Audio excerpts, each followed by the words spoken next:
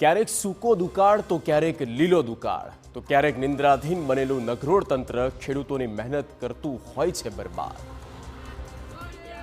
આ રોકકળ, આ હાય હાયના નારા, લાઇટ આપોની ગૂંજ, પોતાના પાકને લઈ ચિંતા, તમામ બાબત સામે આવી રાજકોટના જસદણ તાલુકાના કાનપર ગામમાંથી, જ્યાં ખેડૂતોમાં તંત્ર વિરુદ્ધ રોષ છે। ગામના લગભગ 150 થી પણ વધુ ખેડૂતોએ રાતના સમયે ખેતરમાં એકઠા થઈ તંત્ર વિરુદ્ધ વિરોધ પ્રદર્શન કર્યું। આક્ષેપ છે કે જીએબી દ્વારા સમયસર વીજળી નથી મળતી। હકીકતમાં રાજ્યમાં વિકાસના દાવા વચ્ચે દીવાતળે અંધારા જેવો ઘાટ છે અને સરકાર સુધી આ જ વાત પહોંચાડવા ખેડૂતોએ અંધારામાં માત્ર મીણબત્તીના પ્રકાશમાં મુખ્ય પ્રધાન અને ઉર્જા પ્રધાનને પત્ર લખ્યો, એ આશાએ કે કદાચ અંધારામાં લખાયેલો આ પત્ર સરકારની આંખ ખોલી દે।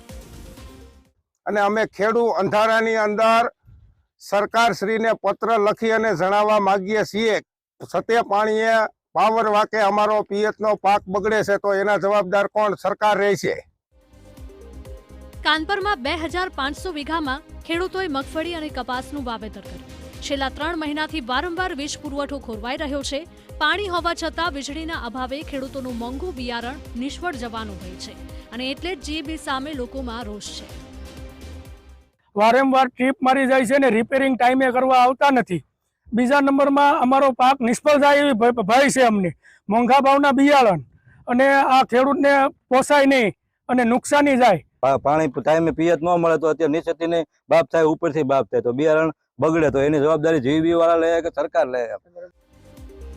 જગતના તાતનો રોષ ઉગ્ર છે, ત્યારે અંધારામાં લખાયેલો પત્ર તંત્રની આંખ ખોલશે કે કેમ તે એક સવાલ છે। માંગ પૂર્ણ નહીં થાય તો ઉપવાસ પર બેસવાની પણ ચીમકી ઉચ્ચારી છે।